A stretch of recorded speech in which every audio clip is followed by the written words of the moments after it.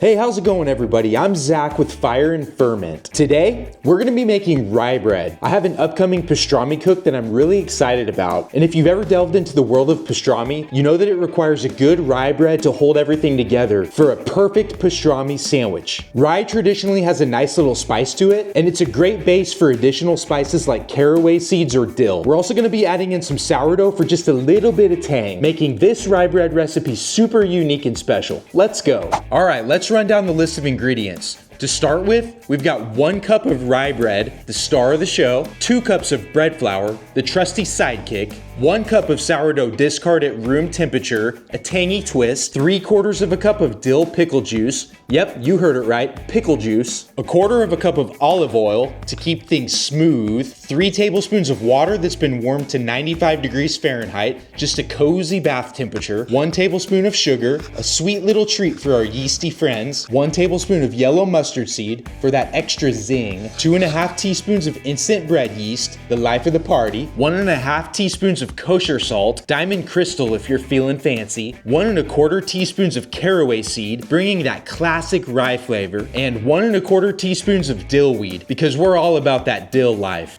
First, we need to activate our yeast. Mix the warm water, sugar, and yeast together. Give it a little stir and let it sit for about 8 minutes. Think of it as letting your yeast friends wake up and get ready to party. While you're waiting for your yeast to activate, grab the bowl of a stand mixer and add in your rye flour, bread flour, salt, sourdough discard, pickle juice, olive oil, mustard seeds, caraway seeds, and dill weed. It's like assembling the Avengers of bread making. Once your yeast is activated and foamy on top, it's time to invite them to the mix. Go ahead and add it to the bowl. Give it a light mix just to incorporate the ingredients together.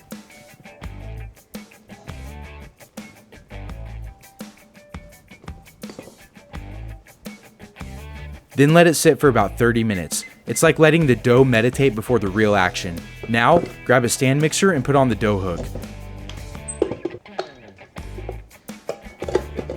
Use the stand mixer to knead everything together for a few minutes until the dough is well combined and doesn't stick to the sides. When it's not sticking, you know it's done kneading, just like finding that perfect pair of jeans.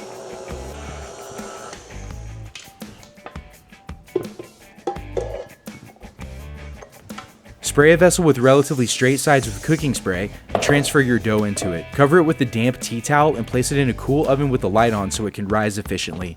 This will take 1 to 2 hours. We're looking for the dough to double in size, like it's getting ready for a doughy bodybuilding competition. Once doubled in size, punch that dough ball down. Plop the slacky dough onto a floured work surface. Shape it into a loaf by folding the edges into the center.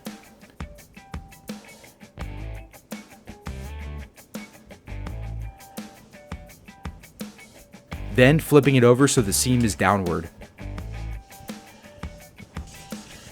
Work it against the table so it becomes taut. Repeat on all edges a couple of times. Think of it as giving your dough a spa treatment.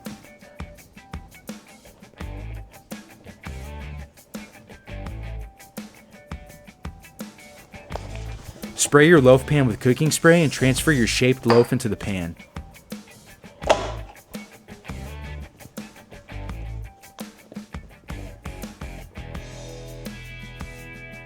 Get that flour cleaned up.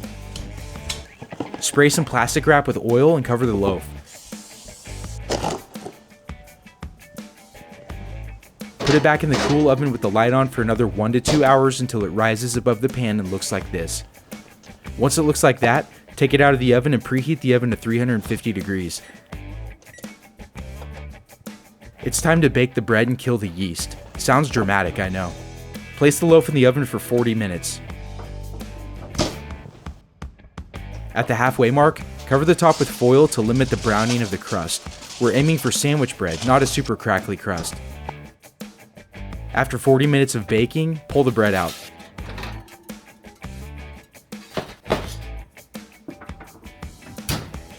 It should be golden brown on top and the internal temperature should reach at least 190.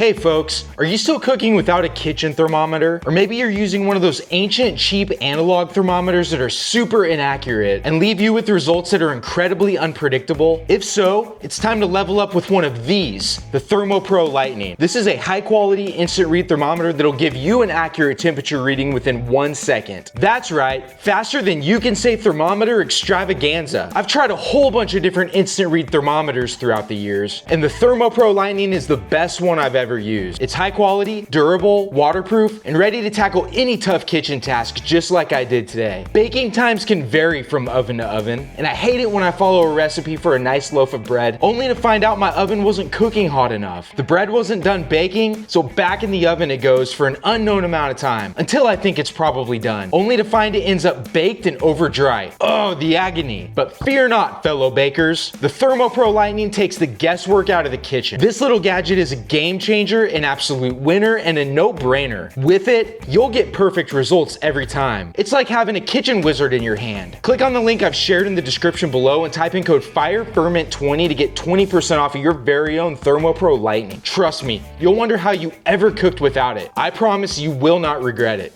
Today, we're just gonna dive into this warm bread fresh out of the oven. That caraway and dill are hitting all kinds of floral notes up in here. It's the first thing I noticed. I should probably let it cool a bit, but I'm gonna slice right in.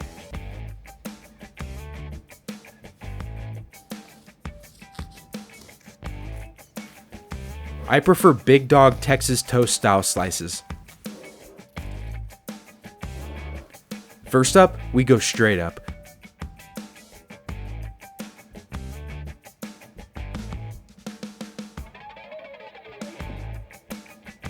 It's fluffy, a bit of tang, a bit of spice, just really well balanced for a rye bread. In our next episode, we'll be using this bread recipe for classic deli-style pastrami sandwiches and Reuben sandwiches. Be on the lookout for that video coming out next week. We gotta try it with some butter.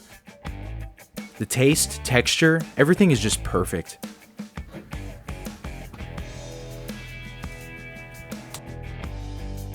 And that is how we make rye sandwich bread at Fire and Ferment. If you like this type of content and you want to see more of it, hit that like button, subscribe to the channel, and click on that little bell icon so you don't miss any new content. I love you guys, and stick around.